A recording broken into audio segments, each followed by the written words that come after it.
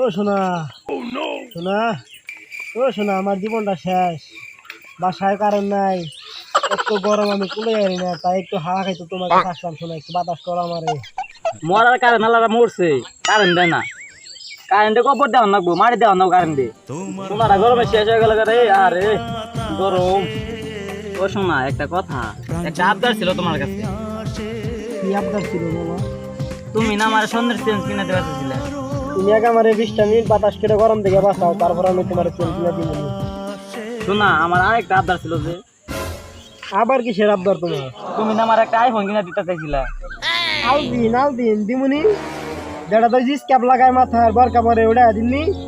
আরে আলফিন নে যেটা দিয়ে কথা কয় হেডে আইফোন। ও ওইটা দিমুনি, কয়টা নিব কও?